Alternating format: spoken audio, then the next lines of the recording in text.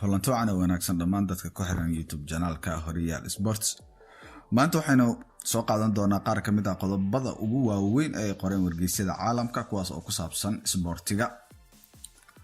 Qodobada aan barnaamijka maanta ku soo qaadan doono waxaa ka mid ah tababaraha kooxda kubadda cagta ee Manchester United Ole Gunnar Solskjaer oo baahida weyn ee kooxdiisa qabta iska indhatiraya iyo meeshii ay Manchester United u soo jabtay xil ciyaareedkan oo uu kabisteeda iska diiday. sidoo kale qodobada waxaa ka mid ah ka hor finaalka Champions League macalinka kooxda kubadda cagta Liverpool Jurgen Klopp oo go'aan ka gaaray mustaqbalka laba ka mid ah ciyaartoyda kooxdiisa Liverpool. Luis Nazario Danilo Ronaldo oo saadaaliyay kooxda ku guuleysan doonta Champions League habeen dambe Liverpool mise Tottenham. wararka ugu dambeeyay ee ka imaanaya dhankaas Talyaaniga waxay sheegayaan in Inter Milan shaacisay in Antonio Conte ay tababaraheeda cusub. qodobadaas iyo qodobo kale ayaad ku dhageysan doontaan barnaamijkeena ciyaaraha ee maanta. haddaynu u galno qodobka ugu hore isla markaana faahfaahinta qodobka ku saabsan macalinka kooxda kubadda cagta ee Manchester United Ole Gunnar Solskjaer ayaa iska indhatiraya meeshii ay kooxdiisa Manchester United usoo jabtay xeer ciyaareedkan oo uu kabisteeda iska diiday. tababaraha United ayaa caro gelin doona jamaahiirta kooxdiisa sida laga helayo warfadiyaanka reer England ee Isbaan isagoo go'aan ka gaaray waxa la xiriira arrimaha suuqa kala iibsiga xagaagan.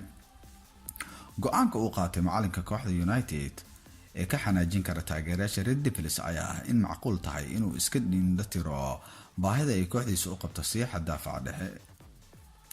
United ayaa bartilmaameedka koowaad ee daafaca ka dhigatay Matthew Delight marka laga yimaado in uu daayarkan Ajax filanayo inuu ku biiro kooxda Blaugrana. sidoo kale daafacyada Claudio Koulibaly Harry Maguire ayaa la sheegay kuwa ay United u leexan doonto haddii ay weydo Delight balse midkoodna laguma heli doono si sahlan.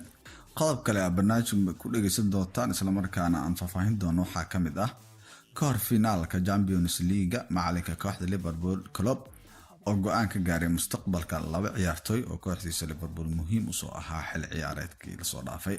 tababaraha kooxda kubadda cagta ee Liverpool Klopp ayaa marka laga yimaado inuu diiradda ku hayo finaalka Champions League ee habeen dambe la ciyaari doonaan kooxda Tottenham ayaa isla markaana ka fikiraya calimo kale oo la xiriira kooxdiisa. wargeyska Express Sport ayaa sheegay in Klopp uu go'aamiyay mustaqbalka xidigaha kooxdiisa ee James Milner iyo Joel Matip isla markaana uu doonayo in kooxdiisa heshiis cusub ku abaalmariso labadan xidig. Matip oo 27 jir ah iyo Milner oo 33 jir ah ayaa qandaraasyada haatan ee kooxda kula jiraan waxa uu dhacayaa sanadkan.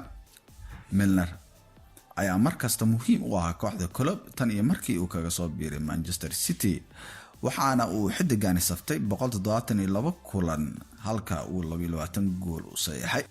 qodobka kale ee xiga haliga xulka qaranka Brazil ahna xidigii hore kooxaha Real Madrid, Barcelona, Inter Milan, AC Milan ayaa saadaaliyay kooxda habeen dambe la hoyan doonta koobka UEFA Champions League marka ay ku hirdamaan kooxaha Liverpool iyo Tottenham. haddaba Ronaldo Nazario ayaa saadaashiisa qaab sawir ah ku dhiibtay isla markaana tilmaamay in habeen dambe guusha uu siinayo kooxda kubadda cagta Liverpool iyo macalinkooda Klopp.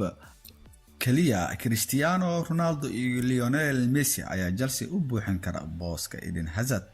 dunida way garanaysaa cidda uu isagu yahay yaa yiri hadalkan. daafaca kooxda Chelsea David Luiz ayaa ammaan kala dul dhacay xidiga kooxdiisa Eden Hazard kaas oo u muuqda mid ugu dambeyn qaadi doona wadadii uu kaga bixi lahaa kooxdaas kadib sanado badan uu ku soo nagaaday kooxda reer London. Chelsea ayaa habeen hore finaalihii Europa League 4 gool kaga tilaabsaday dhigeeda Arsenal. waxaana la xasuustaa in xidiga reer Belgium uu bandhig cajiib ah ku soo bandhigay finaalaha taasoo keentay in uu 2 goolna dhaliyo goolna caawiyo. wararka ka imaanaya gudaha Talyaaniga ayaa sheegaya in kooxda kubadda cagta Inter Milan shaacisay tababaraheeda cusub isla markaana soo bandhigtay tababarihii hore ee kooxda kubadda cagta Chelsea Antonio Conte inuu noqon doono tababaraha xiga kadib ceyrintii Julian Spalletti. Conte ayaa ah shakhsi sumcad weyn ku leh gudaha Talyaaniga waxaana uu 3 xoryaal Scudetto oo xiriir ah la soo qaaday kooxda Juventus. 49 jirkan ayaa la hadlay saxaafadda waxaana uu sheegay in qayb cusub oo noloshiisa ah ay bilaabmayso xaqiiqdii waan faraxsanahay waxaan ku doortay Inter sababtoo ah waxay leedahay hami fog.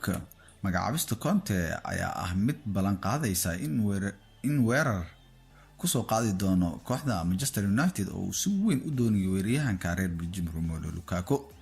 Lukaku ayaa sheegay in uu doonayo ka ciyaarista Serie A waxaana bixitaan uu baxaa sidoo kale farxad gelin karta jamaahiirta United kuwaas oo aan qanacsanaan muujin. haatan waxaynu soo gaarnay qodobkii ugu dambeeyay oo aan ku eegi doono wararkii ugu dambeeyay suuqa kala iibsiga ciyaartooyda ay qoreen wargeysyada Yurub maanta oo Jimco ah. qodobka ugu horeeyana waxa uu noqon doonaa weeraryahanka reer Brazil ee kooxda Paris Saint-Germain Neymar oo 27 jir ah ayaa doonaya inuu xagaagan ku laabto kooxda Barcelona.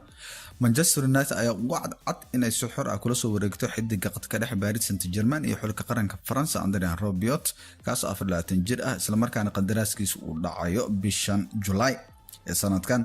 United ayaa u ogolaan doonta weeraryahanka reer Belgium Romelu Lukaku inuu xagaagan ku biiro Inter Milan ay yiraahdeen laakiin waa haddii miiska loo saaro lacag dhan 80 milyan ilaa 90 milyan oo gini.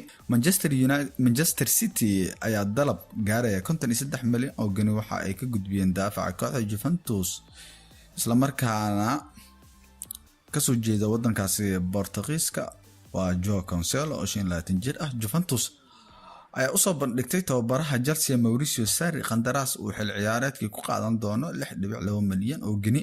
Arsenal ayaa doonaysa xidiga garab kaga ciyaara kooxda Bournemouth iyo xulka Scotland oo 25 jir ah waa xidiga la yiraahdo Ryan Fraser laakiin waxa muuqbashay rajadoodii ay ku keeni lahaayeen weeraryahanka Crystal Palace waa Wilfried Zaha maadaama uu ku guuldareystay in ay u soo baxaan Champions League.